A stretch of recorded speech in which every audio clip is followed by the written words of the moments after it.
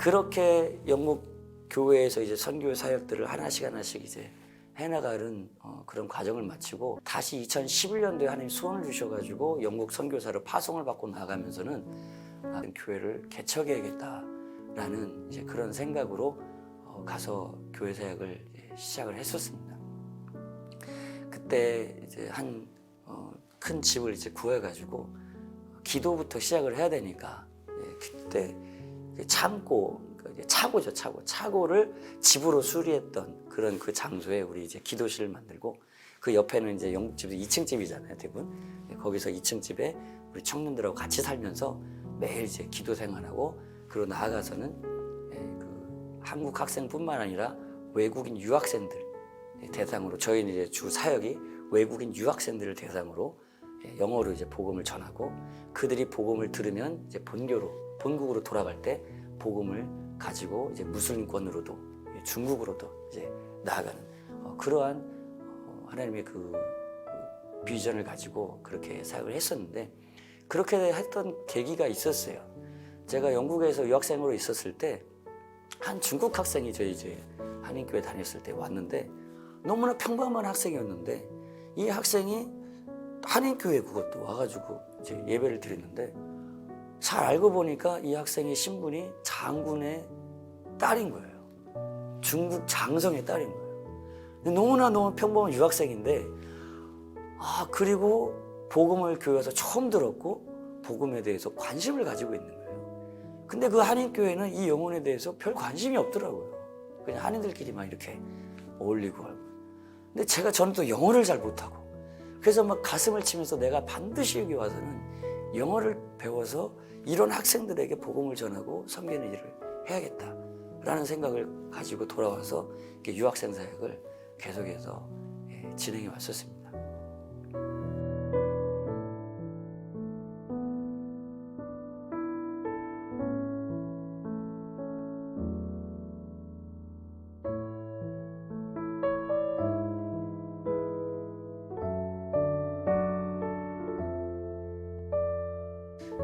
영국에서 이제 유학생 선교 사역을 이렇게 진행해 오면서 한 5년 차가 됐었을 때인 것 같아요.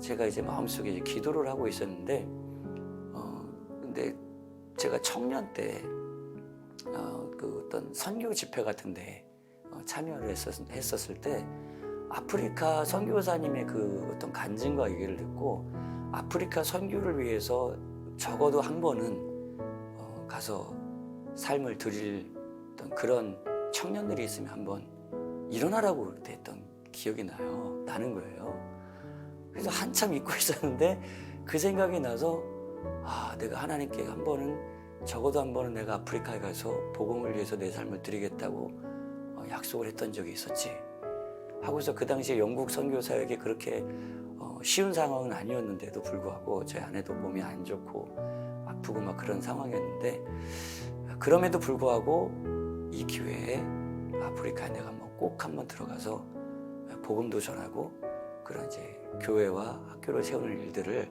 어느 부분이라도 내가 돕고 협력하고 와야겠다 이제 그런 생각을 하게 됐었어요. 근데 에볼라라고 하는 그 사건들이 가려고 할 때 터져가지고 못 가고 그렇게 해서 1, 2년 지나고 나서 그것이 잠잠해졌을 때 하나님께서 이렇게 갈 수 있는 항공 티켓도 이렇게 허락해 주시고 시간도 이제 허락해 주셔서 그 시에라리온이라는 나라를 가게 됐어요. 가서 보니까 이제 오토바이를 타고 뭐 이렇게 그게 오토바이가 그 사람들에게는 택시 같은 거라고 하더라고요.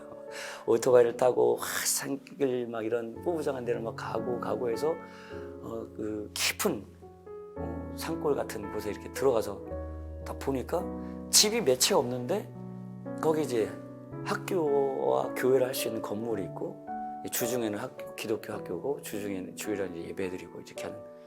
근데 사람들이 어디서 이렇게 나오는지 확 나오는 거예요. 그래서 제가 이제 외국인이잖아요. 그러니까 애들이 막 7, 80명, 100명씩은 그렇게 막 따라오면서 그래서 이제 교회 들어오면은 거기서 이제 복음을 전하고 사탕 나눠주고 그리고 여자애들한테 이제 머리핀 주고 그렇게 좋아하는 거예요.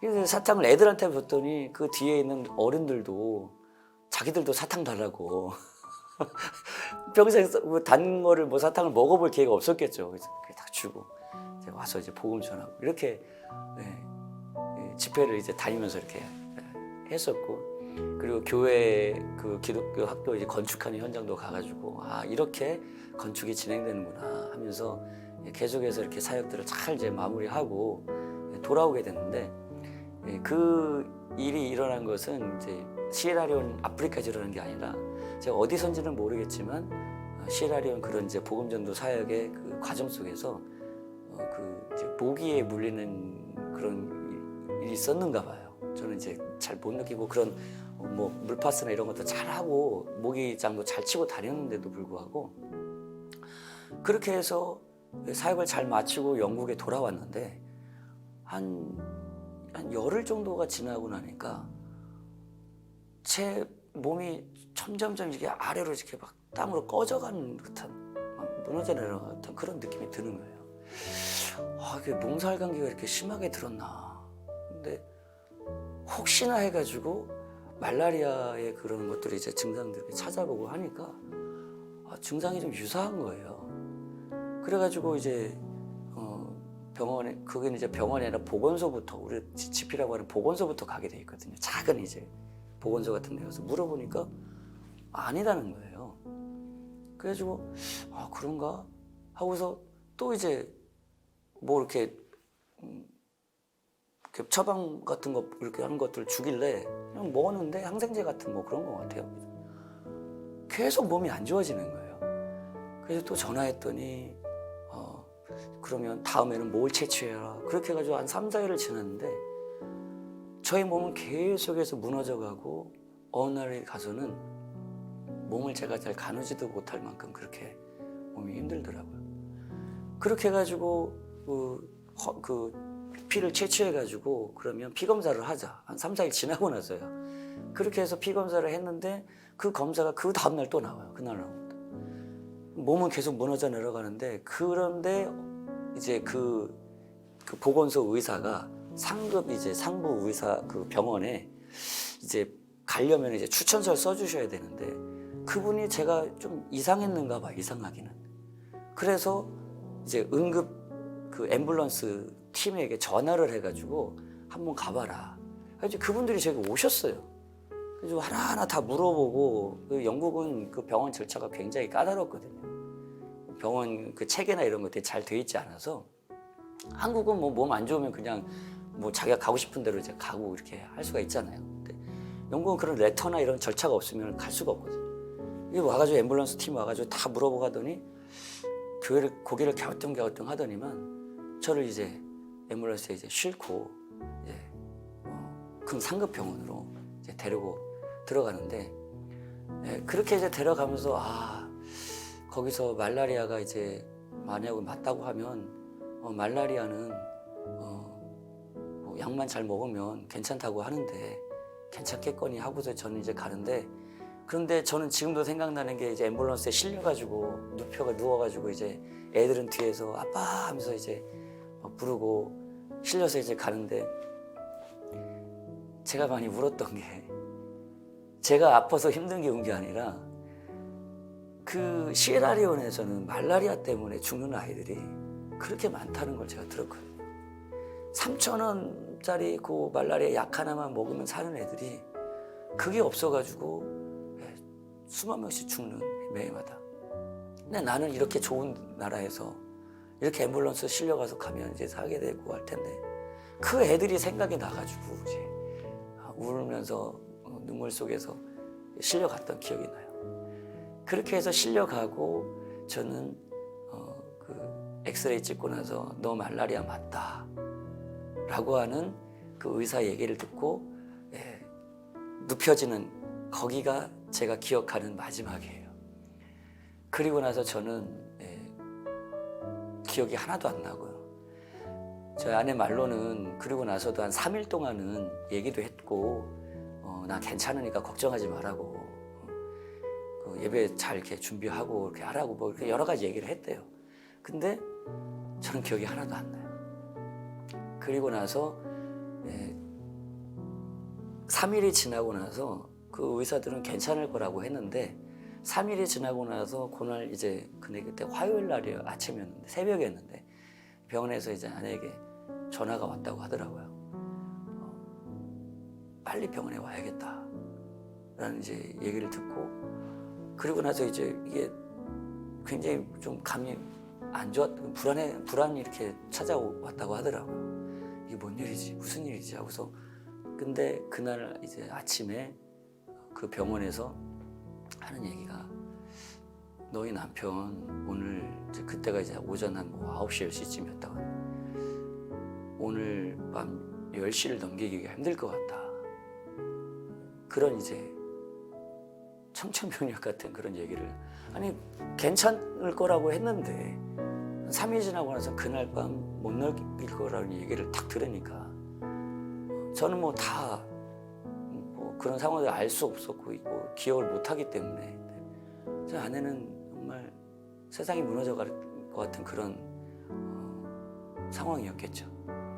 이제 그런 상황에서 제가 이제 혼수 상태로 누워 있는 그 방에 딱 들어갔는데 제 그 뭐 산소 호흡량이 원래 정상이 400 이상인가라고 알고 있는데 70, 80까지 떨어지고 그리고 오줌은 막 검붉은 오줌을 막 쏟아내고 그리고 온 몸은 퉁퉁 부어가지고 이 결혼 반지가 안 빠졌다고 하더라고요. 이걸 빼야 되는데 안 빠져가지고 힘들게 이렇게 빼냈다고 하더라고요. 몸이 퉁퉁 붓고 몸이 이제 몸이 이제 말라리아 균으로 이제 감염이 돼가지고 그게 그렇게 순식간에 그렇게 된다고 하더라고요. 나중에 알게 된 건데 이 균이 간에서 번식을 하다가 잠복기가 끝나면 한순간에 꽉 그 피로 그 균을 뽑아서 순간에 이렇게 혼수 상태가 죽음으로 간다고 이렇게 얘기를 하더라고요. 제가 그 상태까지 이제 가게 된 거예요. 그때부터 이제 아내는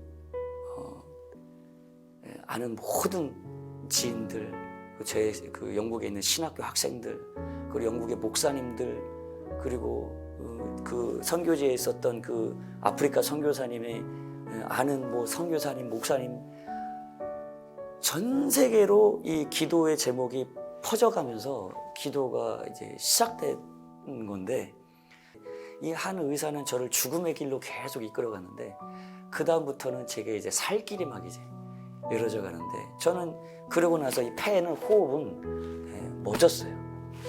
제 호흡은 멎었고 근데 이제 그 에크모라는 기계에 이렇게 꽂혀가지고 산소에 피가 공급되는 상태에서 자연적인 그런 상태로 자연적인 어떤 그 목숨은 붙어 있었지만 제 스스로 호흡은 못해서 호흡은 끊어졌고 그리고 그 상태로 3일 동안 그러니까 완전 산송장처럼 가만히 폐도 안 움직인 상태로 이렇게 기계에 매달려가지고 이렇게 있었다고 하더라고요. 그런데 그렇게 해서 이제 제가 있었던 병원에서도 이거를 관리를 못하는 그 상급병원도 못해가지고 캠브리지라고 하는 그 종합병원의 심장과 폐 전문병원으로 후송이 이제 끌려서 나가는데 그 당시에 저희 현장에 그 병원에 와가지고 있었던 교수님 그리고 저희 동기 학생들 또 동역자 목사님들 저희 막 그런 성도들 이렇게 해가지고 확 와가지고 거기서 한 30명 40명이 그래서 대기실에서 기도하고 있었는데 제가 이렇게 끌려서 나가는 거 보면서 어떤 한 청년은 우리 명규가 이 생명이 그때 당시에 그렇게 얘기를 하셨다고 그래요. 그 영국 의사가 여기가 삶이고 여기가 죽음이면 조셉은 지금 여기에 와 있다고 그렇게 얘기를 했다라고요. 이 손 한마디 한 뼘치만 가면 죽는 거라고. 마지막 문턱에 와 있다고. 그래가지고 이렇게 끌려가는데 많은 사람들이 어떤 그 한 전도사님은 가면서 그 의사들한테 괜찮냐고 이렇게 물어보니까 당신도 잘 알지 않냐고. 이분이 좀 의사처럼 막 이렇게 행동을 했대요. 의사 뭐 그런 걸 잘 지식을 아는 것처럼. 당신도 잘 알지 않냐고. 목숨은 붙어있지만 살았다고 보기 힘들다고. 그렇게 얘기를 했다고 그래요. 그래서 그 전도사님 다른 분들은 다 살 거를 기대하고 이렇게 있었는데 이 전도사님 그걸 듣고 밤새 잠이 안 와가지고 이제 기도를 했다고 하더라고요. 그렇게 해서 3시간 후송돼서 간 그 캠브리지에 있는 한 병원에서 한 주 동안 이렇게 제가 24시간 그런 관리를 받으면서 있었는데, 그때 이제 옆에서 저희 아내하고 그리고 저희 아내하고 아주 각별한 이제 한 선교사님하고 둘이서 제 옆에서 계속해서 기도를 하는 가운데 3일이 지나고 나서 4일째가 됐을 때 제가 제 폐가 한 번 이렇게 탁 움직였다고 그래요. 그래서 그걸 보고서 그 간호사들도 그렇고 이제 그 옆에 있는 아내도 저희 선교사님도 다 깜짝 놀랐다고 그래요. 깜짝 놀라가지고 폐가 움직였네 하면서 이렇게 탁 지켜보니까 그때부터 폐가 서서히 이렇게 움직이면서 호흡이 돌아오고 그다음에 혈압과 맥박이 다 하나둘씩 정상으로 돌아오고, 그렇게 하고 나서 일주일째가 됐을 때 제가 혼수 상태에서 깨어나서 눈을 뜨게 됐거든요. 그 당시에 그 일주일 동안 깨어날지 어떻게 될지 모르는 그런 상황에서 수많은 분들이 이제 기도를 해주셨는데 깨어나서 이렇게 듣게 됐고요. 저희 신학교 동기들도 그 신학교가 생기는 이후로 처음으로 밤 12시까지 제가 이렇게 10시를 못 넘긴다고 할 그때부터 8시부터 12시까지 막 기도의 불이 그렇게 강력하게 붙었던 적이 없었다고 하더라고요. 영국에는 이제 기도가 별로 없는 곳이니까. 그 많은 이제 한국 한인교회 분들, 선교사님들이 기도해 주신 그 내용들을 나중에 이제 깨어나서 듣게 됐어요. 근데 제가 이 대소변을 제 스스로 통제할 수 없는 그런 몸이라는 게 이런 거구나라는 걸 그때 이제 처음 경험하고, 근데 뭐 수치심이고 뭐고 그런 것들이 전혀 없어요. 몸이 너무나 힘들고, 그때 또 폐렴이 와가지고 위험한 상태가 되고 막 그런 상황이 되다 보니까, 그런데 말을 잘 안 들으니까 그때서야 저희 아내가 하나씩 설명을 해주더라고요. 여보, 사실은 죽음의 문턱까지 가가지고 지금 일주일 만에 깨어난 거라고. 저는 잠시 누웠다가 이제 깬 줄 알았거든요. 가장 강력한 그 진통제 몰핀으로 지금 거의 일주일 열흘 이상을 지금 맞고서 이제 깨어난 거라고. 간호사들이 말하는 거 잘 들으라고. 그래서 그런 상황들 하나하나씩 이렇게 기도해 주셨고 이렇게 살아남게 된 거, 이런 것들을 들으면서 그때 정말로 눈물로 하나님께 감사를 올려드렸던 그런 생각이 납니다. 그리고 빠르게 회복이 되기 시작하면서 한 달이 보통 이제 기억이 안 돌아올 수도 있고, 기억이 돌아오고 정상이 된다 해도 몸이 이제 빠르면 3개월, 늦으면 6개월이 돼서야 몸이 정상으로 돌아올 수 있을 거다 얘기를 했는데, 저는 한 달 만에 정말 몸이 다 정상으로 회복이 돼가지고, 그리고 나서 돌아와서 목사 시치, 목사 안수가 있었거든요. 그래서 그런 과정들을 다 거쳐서 목사 안수까지 받을 수 있도록 하나님께서 회복시켜 주신 것에 대해서 너무나 감사하고, 많은 분들이 기도해 주신 것에 대해서 너무나 감사한 그런 시간들이 있었습니다.